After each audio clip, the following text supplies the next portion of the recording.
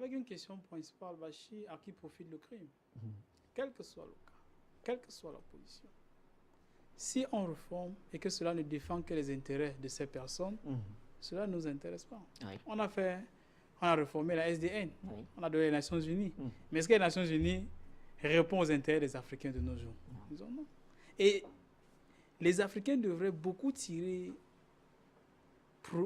profit ou tirer des leçons de l'attitude de Vladimir Poutine. Contrairement à ce que beaucoup de personnes peuvent penser, de manière officielle, on peut le dire.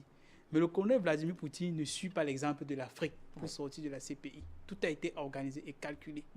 Bachir, il y a de cela quelques jours, ça fait 2 ou 3 jours, le président russe a donné les instructions.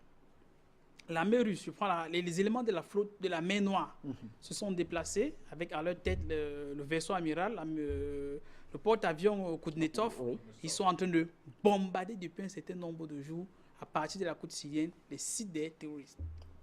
Or, la base centrale de ce bâtiment, l'amiral Kuznetsov, c'est où? C'est à Novosibirsk ou en Crimée. Oui. Il savait justement qu'une semaine plus tôt, l'élément qui fait traverser la goutte d'eau, ce que Mme Bensouda pond son rapport préliminaire, disant qu'elle considère que la Russie est en train d'occuper la Crimée, alors que les Criméens ont clairement voté à plus de 90% de s'allier à la Fédération de Russie. Et au-delà de cela, la Crimée quand même appartient à la Russie. En 1954, ce n'est que Khrouchtchev qui donne ça à l'Ukraine de l'URSS, dans le cadre de l'URSS. Ça veut dire quoi? Ça veut dire les intérêts supérieurs de la Russie étant menacés de par la Crimée, parce que c'est la seule mer, en mer chaude, c'est la seule base qu'elle peut utiliser, tant en hiver qu'en été, à tout moment. Donc si elle est bloquée à la difficulté, quand la CPI se met à attaquer là-bas, la Russie ne désigne pas. Ça, c'est la première couteau. Mais avant cela, Louis Michel a souligné tout à l'heure, il y a la guerre de Géorgie. Dans la guerre de Géorgie, la Russie se plaint contre la Géorgie parce que la Géorgie, justement, a frappé les Ossètes et a tué les soldats russes.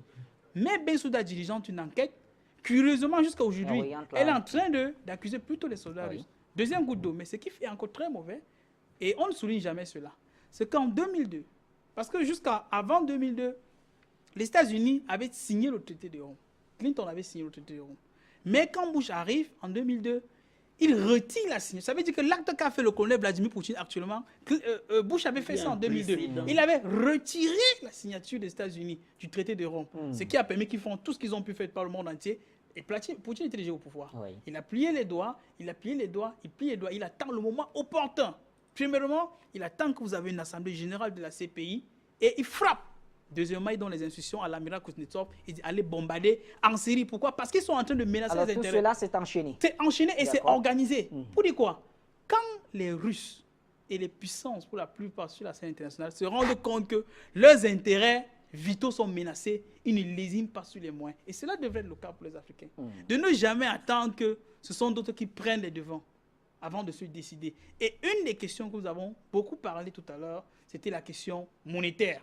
Et au-delà de la question monétaire, nous avons parlé du cas du Tchad, nous sommes en train de sortir. On a parlé des produits pétroliers. Oh, même la guerre, même la CPI, même l'amiral Kuznetsov, même l'armée russe qui est là, c'est pour la crise pétrolière dont nous parlons tout à l'heure. Parce que l'enjeu principal, c'est la Syrie. Et la Russie n'a pas lésiné. Donc les Africains également, quand leurs intérêts sont menacés, ils ne doivent pas lésiner, ils doivent frapper et de manière forte. Très bien. Président Bandakani. Sortir de la CPI. D'accord. Dites-le clairement. Justement.